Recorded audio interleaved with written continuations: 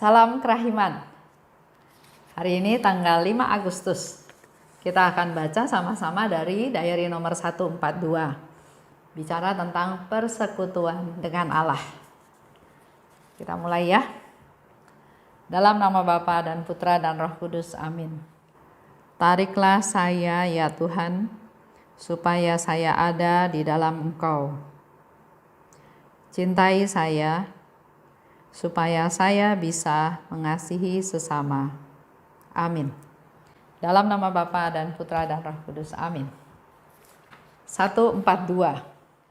Ketika aku ditentramkan dan diajar bagaimana mengikuti jalan-jalan Allah, rohku bersukacita dalam Tuhan, dan aku merasakan bahwa aku sedang berlari, bukan berjalan.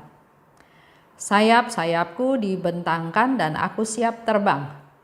Aku membumbung menembus panasnya matahari, dan aku tidak akan turun sebelum aku beristirahat dalam Dia. Dalam Dia, jiwaku lenyap untuk selama-lamanya. Dan aku menundukkan diriku sepenuhnya kepada pengaruh rahmat. Allah membungkuk sangat dalam kepada jiwaku. Aku tidak mundur dan juga tidak menahan Dia, tetapi aku lenyap di dalam Dia sebagai satu-satunya hartaku. Aku menjadi satu dengan Tuhan, seolah-olah jurang pemisah antara kami, pencipta dan ciptaan, menghilang. Selama beberapa hari, jiwaku berada dalam keadaan ekstase yang terus-menerus. Kehadiran Allah tidak meninggalkan aku sesaat pun, dan jiwaku tetap berada dalam kesatuan cinta yang terus-menerus dengan Tuhan. Tetapi ini sama sekali tidak menghalangi pelaksanaan tugas-tugasku. Aku merasa diriku ditransformasi ke dalam cinta. Seluruh diriku bernyala, tetapi aku tidak menjadi hangus. Tanpa henti aku membenamkan diriku di dalam Allah. Allah menarik aku kepada dirinya sedemikian kuat dan penuh kuasa, sehingga kadang-kadang aku tidak sadar bahwa aku masih ada di bumi. Sudah begitu lama aku memasang penghalang dan takut terhadap rahmat Allah. Dan sekarang Allah sendiri lewat Pastor Andras telah menghapus segala kesulitan. Rohku telah berpaling kepada Sang Surya, dan berkat sinarnya rohku telah berbunga hanya bagi Dia. Aku tidak tahu lagi. Dan di situ ditulis ya, kalimat terputus di sini dan mulailah suatu gagasan yang sama sekali baru dalam baris berikutnya. Jadi kalimatnya udah putus aja di dalam diary tersebut. Mungkin ada hal-hal lain yang direnungkan oleh Suster Faustina. Kita baca lagi 142 persekutuan dengan Allah. Ketika aku ditentramkan dan diajar bagaimana mengikuti jalan-jalan Allah. Kita tahu firman Tuhan, kita tahu apa yang Tuhan kehendaki, kita tahu jalan-jalannya Tuhan, tapi di sini Suster Faustina katakan ditentramkan dan diajar bagaimana mengikuti jalan-jalan Allah. Jadi perlu tuntunan. Nggak bisa dimengerti atau hanya berdasarkan pemikiran sendiri aja. Jadi buat Bapak Ibu juga perlu banyak membaca buku-buku rohani untuk supaya semakin bisa mendapatkan pencerahan-pencerahan seperti yang Tuhan kehendaki. Di situ dikatakan oleh Suster Faustina, rohku bersukacita di dalam Tuhan. Aku merasa sedang berlari, bukan berjalan. Sangat antusias ya, jadi dia sedang berlari. Aku bersayap, siap terbang. Membumbung menembus panasnya matahari. Itu yang dirasakan oleh Suster Faustina pada saat dia mengikuti jalan-jalannya Tuhan. Dia dituntun, dia ditentramkan di jalannya Tuhan. Begitu pula dengan hidup kita. Kalau kita mau dituntun oleh Tuhan, kita mau di jalannya Tuhan, kita juga bisa mengalami hal sama yang seperti dialami oleh Suster Faustina. Rohku bersukacita. Aku merasa sedang berlari, semangat ya, antusias. Aku bersayap, aku membumbung menembus panasnya matahari. Dan yang kelima, Yesus bilang lagi, Suster Faustina bilang lagi, aku nggak mau turun, aku tidak akan turun sebelum beristirahat di dalam Dia. Karena ada begitu sukacita yang besar yang dia rasa dia mau menikmati sukacita tersebut. Sama seperti waktu Yesus dimuliakan bersama Elia dan Musa. Di sana Petrus, Andreas dan Yakobus juga melihat dengan sukacita dan dia katakan dia mau bangun 3 kemah ya. Orang itu memang mendambakan perasaan sukacita, rasa sukacita. Begitu pula dengan yang Suster Faustina alami. Begitu sukacitanya, dia ingin ada beristirahat dalam Tuhan. Dia bilang dia nggak mau turun ya. Tadi dikatakanlah dia bersayap dan dia membumbung menembus panasnya matahari. Lanjutnya dikatakan lagi, Allah membungkuk kepada jiwaku. Allah itu sangat suci. Kita nih berdosa. Dan sebetulnya antara pencipta dan ciptaan itu ada jarak yang tidak bisa terseberangi. Tapi karena kerahiman Allah, karena kebaikan Allah yang luar biasa, yang tanpa batas, maka jembatan itu jurang itu sudah nggak ada lagi. Bahkan kerahiman itu menjadi jembatan antara pencipta dan ciptaan. Dikatakan oleh Suster Faustina, Allah membungkuk kepada jiwaku. Allah merendahkan diri, karena inisiatifnya harus dari Allah. Kita nih manusia berdosa, nggak bisa datang kepada Tuhan. Allah membungkuk, Allah merendahkan diri, tanda juga Allah peduli pada kita. Yang ketujuh, di situ dikatakan, aku lenyap di dalam Dia, menjadi satu dengan Tuhan. Udah bukan ada saya lagi, ya. Kita sudah menjadi satu dengan Tuhan. Aku lenyap, sama seperti Allah minta, Yesus minta, bawalah dan benamkanlah dirimu dalam lautan kerahiman Tuhan. Jadi udah nggak ada kita lagi. Sudah lenyap di dalam lautan kerahiman Tuhan. Lenyap di dalam Dia. Sudah bersatu dengan Allah. Dan tidak ada jurang pemisah lagi kalau sudah bersatu ya. Antara pencipta dan ciptaan. Dikatakan lagi oleh Suster Faustina bahwa pada saat itu dia berada dalam keadaan ekstase. Berada dalam kesatuan dengan Tuhan. Dia merasa sangat bersatu dengan Tuhan, tapi dia tetap bisa melaksanakan pekerjaan dia sehari-hari. Sama seperti kita juga hari-hari, kita melakukan pekerjaan-pekerjaan rutin. Masak, menyapu, olahraga. Kita melakukan pekerjaan-pekerjaan fisik tersebut. Tapi pikiran kita, apa yang kita pikirkan dalam melakukan pekerjaan tersebut? Di sini Suster Faustina bilang, dia tetap bersatu dengan Tuhan. Dia merasa sangat bersatu dengan Tuhan walaupun dia juga melakukan pekerjaan sehari-hari. Jadi di sini mau dikasih tahu juga bahwa sebetulnya hidup rohani dan hidup jasmani itu bukan sesuatu yang berbeda. Menjadi satu.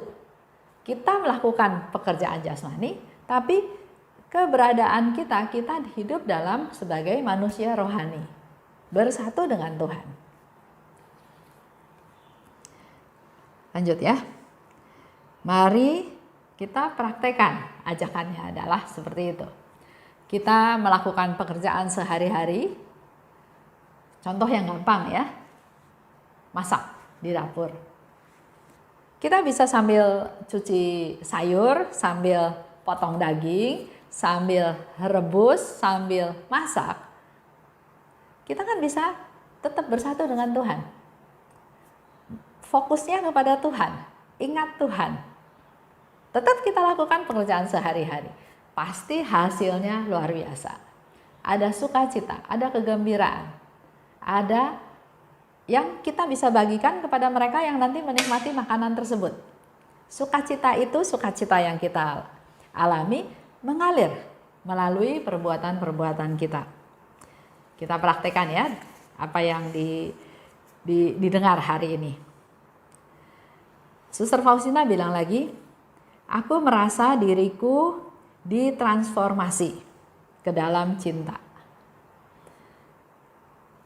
Dia merasa begitu sukacita di dalam cinta, tapi dia nggak kebakar, dia nggak hangus. Aku membenamkan diri dalam Allah. Allah menarik aku kepada dirinya. Sampai-sampai aku nggak sadar bahwa aku masih ada di bumi.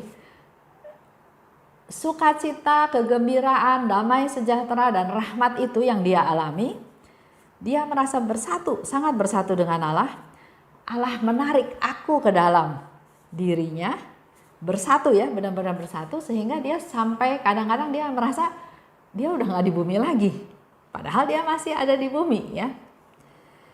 Dan di situ dikatakan di kalimat terakhir, aku tidak tahu lagi.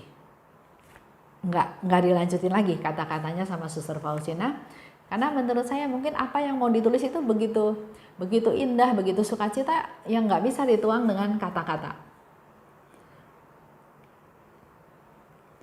Setelah mengalami hal tersebut, di situ dikatakan dia mulailah gagasan baru selanjutnya, terjadi perubahan.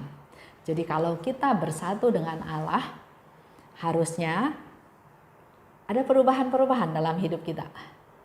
Tapi sebaliknya, kalau hari-hari seperti itu lagi, seperti itu lagi, seperti itu lagi setiap hari, menjadi pertanyaan besar, apakah kita bersatu dengan Allah? Karena kalau bersatu dengan Allah harusnya ada perubahan, ada gagasan baru, ada hidup baru, ada niat baru ya. Kesimpulannya dari cerita hari ini, semakin dekat atau bersatu dengan Allah, maka kita akan mengalami perubahan. Kita akan menjadi manusia yang baru. Setiap hari menjadi manusia yang baru, yang semakin baru, semakin sempurna meneladan Tuhan Yesus. Oke, kita masuk dalam evaluasi kita ya. 1. Dalam aktivitas kita sehari-hari, ayo kita mulai belajar ingat sama Tuhan. Bangun pagi, bersyukur, terima kasih Tuhan atas udara yang indah, yang cerah. Bangun pagi juga bersyukur karena diberi kesempatan untuk berolahraga. Makan pagi bisa bersyukur karena walaupun makan sederhana, tapi Tuhan masih kasih kesehatan. Tuhan masih kasih kemampuan untuk kita bisa makan pagi supaya mendapat tenaga untuk aktivitas siang, sore, dan seterusnya. Dalam memasak juga ingat Tuhan.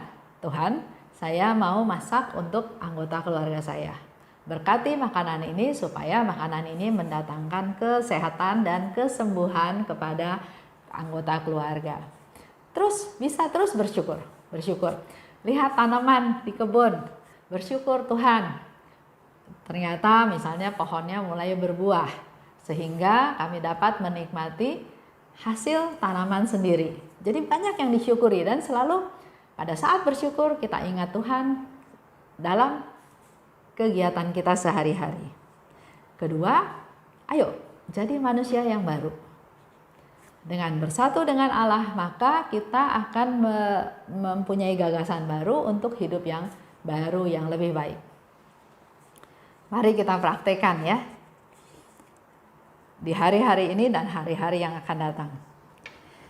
Baik, kita tutup dengan doa penutup. Dalam nama Bapa dan Putra dan Roh Kudus, amin. Allah Bapa yang Maha Baik, terima kasih atas rahmat-Mu. Kami sudah bisa mendengarkan, bisa merasakan kesatuan Suster Faustina di dalam Engkau. Begitu sukacitanya, bahagianya, bahkan dia ingin terus ada bersama Engkau, dia nggak mau turun, dia ingin terus menikmati damai sukacita bersamamu. Kami juga ingin merasakan hal yang sama ya Tuhan, oleh sebab itu bimbing kami agar kami dapat selalu ingat Engkau. Dalam setiap aktivitas kami, perbuatan kami, perkataan kami selalu ada di dalam Engkau. Kami ingat Engkau, kami sertakan Engkau di dalam setiap aktivitas kami. Dan juga Tuhan, kami juga mau belajar seperti Suster Faustina menjadi manusia-manusia yang baru. semakin bersatu dengan Engkau, semakin mengandalkan Engkau, semakin taat pada perintah-perintah-Mu, maka kami percaya Tuhan, kami juga sehari lepas sehari bisa menjadi manusia-manusia yang punya gagasan yang baru, menjadi manusia yang baru, yang hidupnya lebih berkenan kepadamu. Terima kasih Bapa, dalam nama Yesus kami berdoa dan bersyukur. Amin. Dalam nama Bapa dan Putra dan Roh Kudus. Amin. Salam kerahiman.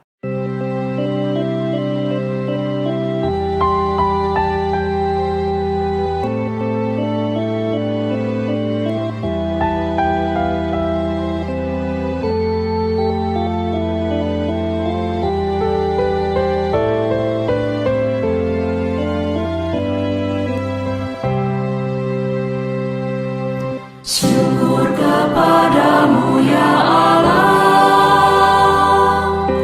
karena Engkau mengelilingi hidupku dengan perhatian-Mu yang mesra dan penuh kasih.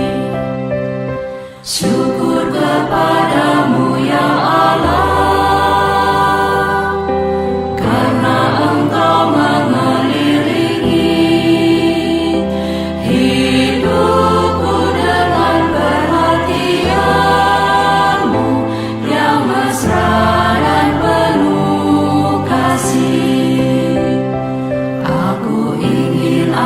seluruh hidupku selalu menjadi ucapan syukur. Ya Allahku, kepadamu ku serahkan seluruh jiwa dan ragaku ini.